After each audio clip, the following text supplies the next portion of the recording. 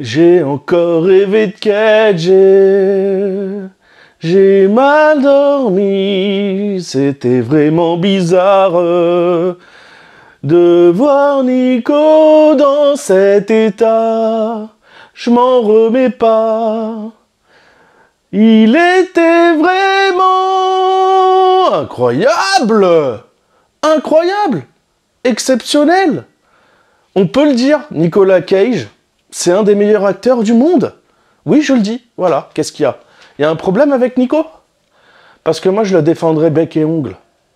Alors, moi, ce que je voudrais dire, c'est que, d'abord, je pense qu'il y a quand même un petit scandale. C'est que je pense que il y a un petit piratage.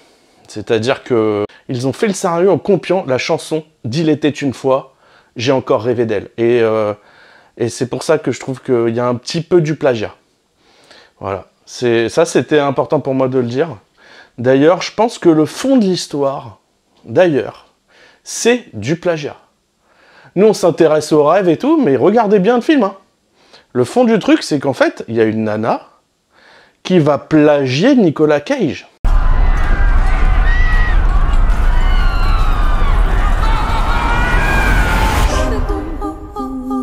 Pourquoi le zèbre a-t-il cette apparence? C'est tellement incroyable. Eh oh! Chut! Concentrez-vous! C'est ce qui est arrivé? Non, c'est différent maintenant. Paul! J'ai beaucoup pensé à toi ces derniers temps. C'est que t'apparais dans tous mes rêves. Tu fais rien, t'es juste là. Donc c'est plutôt une personne précise. Un moins que rien remarquable. Moi aussi j'ai vécu cette expérience. As-tu eu sa photo? Nico! Putain, on t'attendait, hein, Nico. Ah là là là là là là, ça faisait combien de temps qu'il nous avait pas fait un film comme ça, notre bon Nico. Moi, je le kiffe, hein. Vous savez que je suis vraiment à fond sur lui. Par contre, c'est vrai qu'il est pas... il n'a pas fait les meilleurs films ces derniers temps, mais c'est pas pour autant que c'est pas un bon.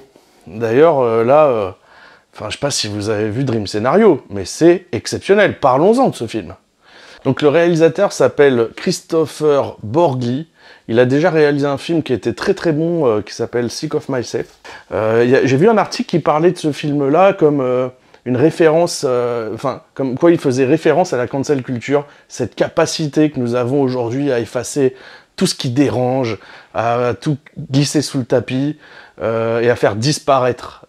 Et en fait, là, du coup, on se retrouve un peu dans cet esprit-là de gênance, de malaise. Alors, donc on va retrouver Nicolas Cage qui va jouer le rôle d'un professeur. Alors, il y en a qui le définissent comme raté, mais pour moi, en fait, il n'est pas raté. Sa vie n'est pas ratée. Il est juste, lui, insatisfait de sa situation. Il aurait voulu devenir écrivain, et il n'a pas réussi à atteindre ses objectifs. Et en fait, il va se retrouver dans les rêves de tout le monde.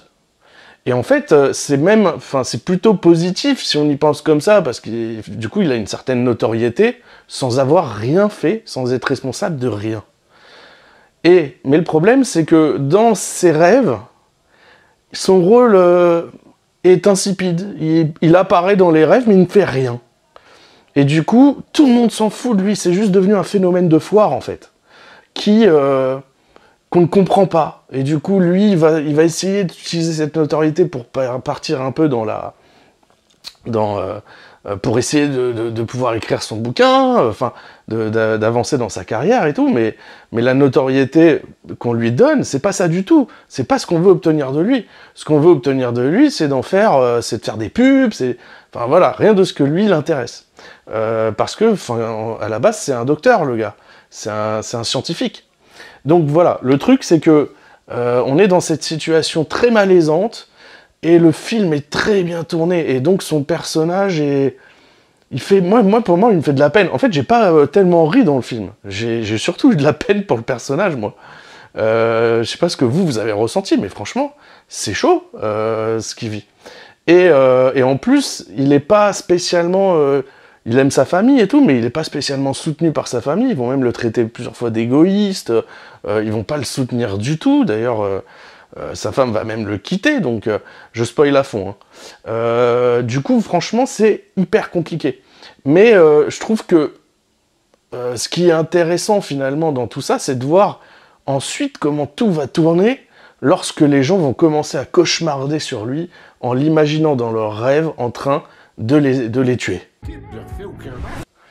Et là, d'un seul coup, il devient le croque-mitaine. Il devient le danger ultime. Plus personne ne supporte de le voir. Tout le monde a peur de lui.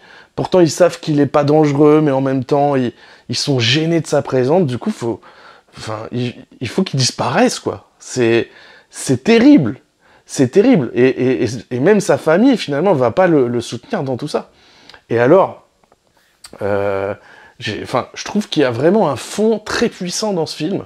Il y a plusieurs moments dans le film où, franchement, j'ai eu de la peine, mais pour lui. Mais alors, il y a un moment où il est responsable quand même de ce qui se passe. Enfin, on a l'impression... Je sais pas si... J'aimerais avoir votre avis sur cette question-là, mais à un moment donné, lorsqu'il a failli faire une bêtise, lorsqu'il a failli tromper sa femme, on peut le dire, lorsqu'il a failli tromper sa femme, ou alors on peut considérer qu'il l'a trompé, enfin je sais pas comment vous voyez le truc, parce qu'il n'a pas vraiment eu le temps de le faire, mais en gros, j'ai l'impression que tout bascule à ce moment-là. Mais bon, la fille avait déjà rêvé de lui d'une certaine façon, donc à ce moment-là, tout bascule. Est-ce que c'est le fait que lui soit devenu, ou est mal agi, qui fait qu'il devient un petit peu mauvais pour les gens? Enfin, moi, on n'en parle pas tellement de ça, mais j'ai l'impression que c'est ce qui se passe. C'est-à-dire que, au départ, on a le gars insipide, et c'est ce qu'il a l'air d'être à ses yeux, à lui-même, dans la vraie vie. Donc, parfois, les gens nous perçoivent comme nous percevons. Ça, c'est intéressant. Je ne sais pas si vous êtes d'accord avec mon idée, mais moi, c'est ce que j'ai ressenti. C'est... les gens nous voient comme nous, on se voit parfois. Si on se voit comme un loser... Les gens nous perçoivent comme un loser. Si on se voit comme quelqu'un de dangereux ou de mauvais, peut-être que les gens nous perçoivent comme quelqu'un de mauvais. Et c'est un peu ce qui se passe dans le film, parce que quand lui agit mal, est-ce que c'est pas sa culpabilité qui se retrouve dans les rêves des autres? Voilà, c'est une réflexion que j'ai eue autour de ce film-là. Et pour parler de la fin, le fait que derrière, il y ait des gens qui créent un système qui permet d'aller faire des publicités dans la tête des gens, d'aller dans les rêves des gens pour les influencer, waouh, c'est horrible. Et ce qui est terrible, c'est que comme lui n'apparaît plus dans les rêves des gens à la fin, et qu'il a perdu sa femme, il a envie de retourner dans les rêves de sa femme.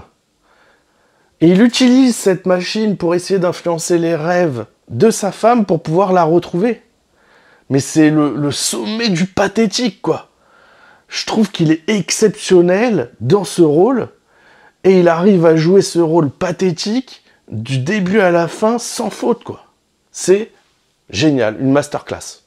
Voilà. Je voulais vous partager un peu mon avis sur ce film. Je pense qu'il y a plein de choses à dire d'autres. Merci de m'avoir écouté et je vous souhaite une bonne soirée.